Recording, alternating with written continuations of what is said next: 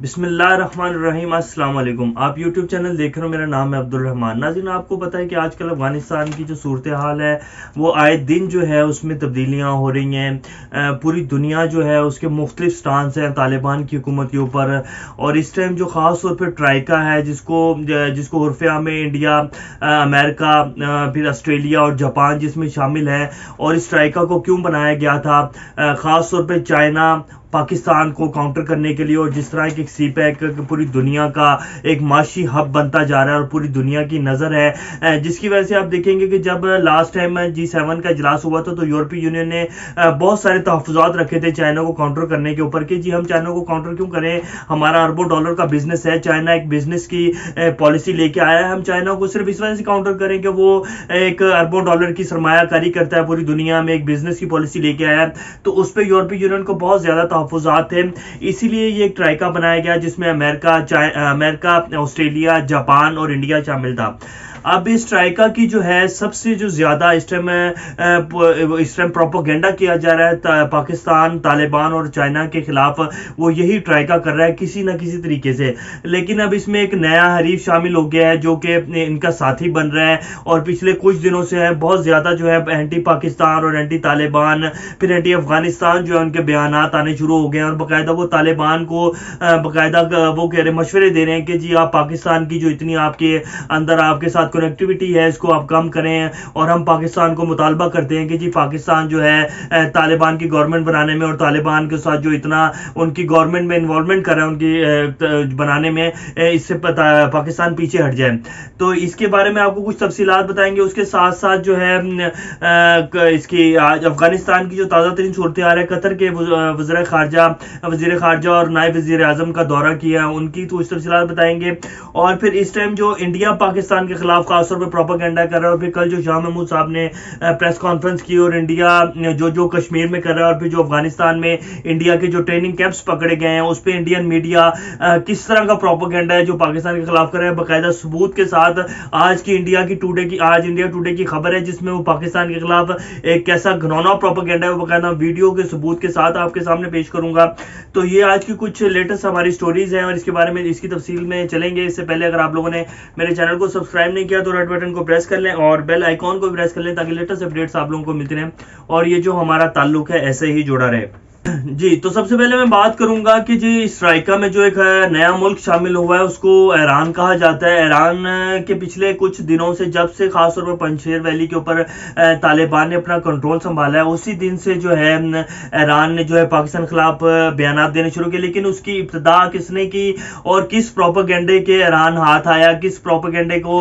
यानी कि मैं तो ये कहूँगा कि कौन सा प्रोपेगेंडा था। पहले ये लग रहा था कि जी ईरान जो है एक प्रोपेगेंडे का ना चाहते हुए भी हिस्सा बन गया जो कि इंडियन मीडिया ने शुरू किया। इंडियन मीडिया ने बकायदा अपने तमाम तर रिसोर्सेज जो है पंजशेर वैली का जब कंट्रोल तालिबान ने हासिल किया, फतह किया था पंजशेर को, तो इंडियन मीडिया ने अपने तमाम रिसोर्सेज लगाकर प्रोपेगेंडा किया कि जी पाकिस्तानी एक एयरफोर्स का जेट जो है वो पंजशेर में आया, और फिर उसको अहमद मसूद के ट्विटर जाली फेक अकाउंट से ट्वीट भी किया गया कि जी ये F-16 है, इसको गिराया गया है,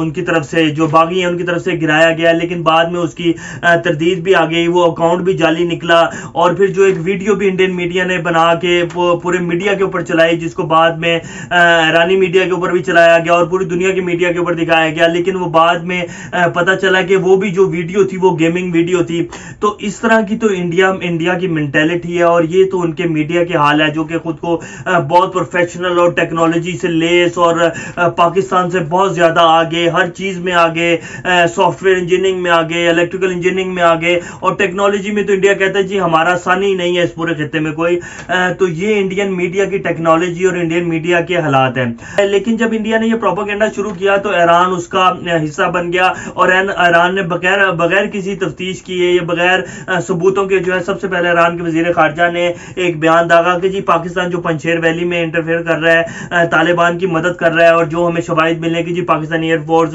वहां गई है और पाकिस्तान के सिक्योरिटी फोर्सेज के कुछ लोग भी वहां गए हैं, तो ये पाकिस्तान پاکستان مت کرے، اس کا جو ہے پاکستان کو خمیازہ بھگتنا پڑے گا۔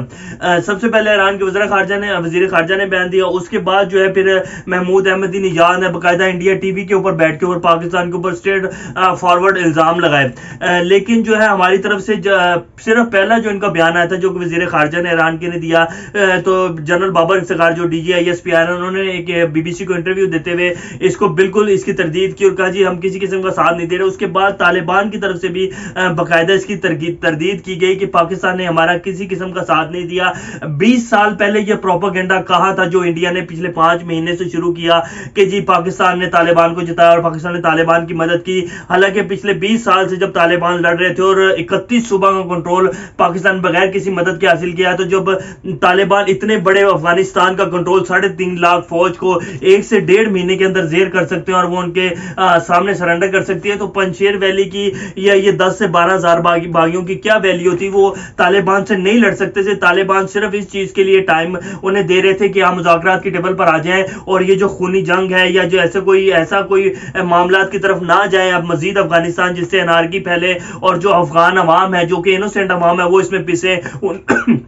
ان کے کاروبار برباد ہو، لیکن ان باغیوں نے بالکل بھی اس چیز کو نہیں سمجھا اور احمد مسعود جو کہتے رہے کہ جی ہم آخری قطرے تک لڑیں گے اور آخری باغی تک لڑیں گے، بعد میں امر اللہ صالح بھی فرار ہو گئے اور احمد مسعود بھی کبھی نہیں ابھی تک کچھ پتہ چلا کہ وہ کدھر بھاگے ہیں، لیکن کچھ وثوق ذرائع کی خبریں ہیں کہ وہ افغانستان میں رہیں گے اور فرار ہو چکے ہیں۔ تو یہ تو ان کی بغاوت تھی، جیسے کہ سیم اشرف غنی کر رہے تھے کہ جی ہم آخری خون کے قطرے تک لڑیں گے، لیکن جب دیکھا کہ جی اب حالات گئے ہیں تو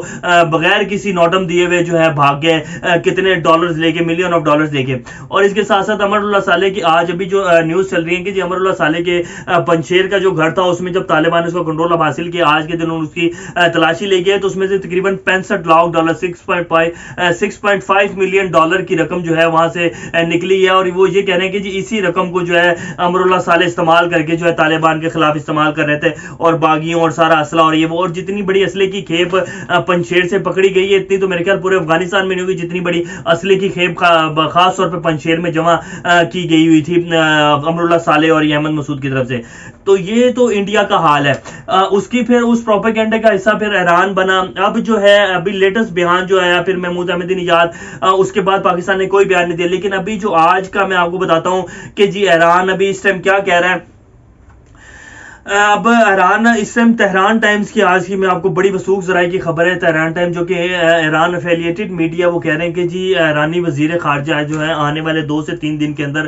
انڈیا کا وزٹ کر رہے ہیں۔ اب ایسی صورتحال میں جب انڈیا نے اور خاص طور پہ آسٹریلیا نے اور پھر اس کے بعد برطانیہ جو ہے پاکستان کی طرف اپنی توپوں کے منہ کیے ہوئے ہیں کہ پاکستان نے طالبان کی مدد کی ہے، پاکستان افغانستان میں انٹرفیئرنس کر رہا ہے، تو اس ٹائم میں جو کہ بڑا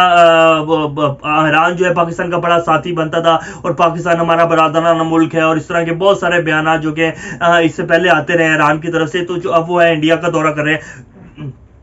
اس کا صرف ایک ہی مقصد ہے، پاکستان کے خلاف پروپیگنڈا کر رہا ہے۔ اسی لیے میں نے آپ کو کہا تھا کہ یہ جو ٹرائکا تھا 4 ملکوں کا، اب اس میں ایک اور ملک بھی ایران جو ہے وہ شامل ہو چکا ہے۔ اب میں آپ کو اس کی تھوڑا سا بیک گراؤنڈ بتاؤں گا اور اس کے بعد میں اگلی سٹوری کی طرف چلوں گا۔ ایران نے ہمیشہ سے جو ہے پاکستان کے خلاف نہ چاہتے ہوئے بھی جو ہے پاکستان کے خلاف بیک ڈور جو ہے ڈپلومیسی کی ہے اور پاکستان کے خلاف بہت سارے اقدامات لیے ہیں۔ آپ کو یاد ہوگا جو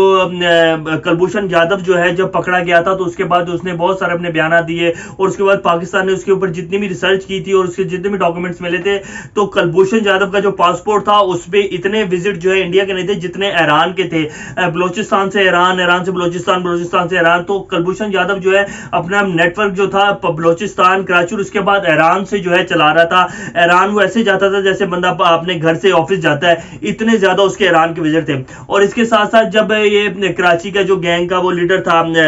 عزیر بلوچ جو ہے وہ بھی ایران سے پکڑا گیا تھا، اور ایران کی جب پاکستان نے اس کو کیا تو پھر ایران نے اس کو حوالے کیا، پاکستان نے سارے ثبوت دیے اور پاکستان کو جب پتہ چل گیا، پاکستان کی ایجنسیوں نے اس کی ثبوت دے کہ جی ایران میں اس ٹائم وہ بندہ یہاں بیٹھا ہے، تو تب پھر ایران نے اس کو حوالے کیا پاکستان کے، اور ایران سے بیٹھ کے وہ بندہ اپنا نیٹ ورک چلا رہا تھا۔ تو ایران جو ہے بیک ڈور جو ہے پاکستان کے خلاف بہت زیادہ جو ہے وہ کرتا رہا ہے پروپیگنڈا، اور پاکستان تو ابھی یہ جو ہے خاص طور پہ جو ہے انڈیا اور اسٹرائیک کا حصہ بن گیا ہے۔ تو یہ تو اس ٹائم کے حالات ہیں، اور ایران بھی جو ہے پاکستان کے خلاف وہ پروپیگنڈا کرنے میں صف اول میں ہے، انڈیا کے ساتھ مل کر پروپیگنڈا کرے، لیکن اس پروپیگنڈے سے کچھ بھی نہیں ہوگا۔ پوری دنیا اور جتنے بھی ملک ہیں وہ جو مرضی کہہ لیں، لیکن حقیقت سب کو پتہ ہے، کسی چیز کا کسی کے پاس کوئی ثبوت نہیں ہے کہ جی پاکستان نے طالبان کی مدد کی ہے۔ طالبان نے یہ جنگ اپنے زور بازو پر جیتی ہے، اپنے کلمے کی بیس پر، اپنی شریعت نافذ کرنے کے اس پر، اپنے ایمانی جذبے اور جو ہے جہاد کے جذبے کے اوپر اللہ تعالیٰ نے ان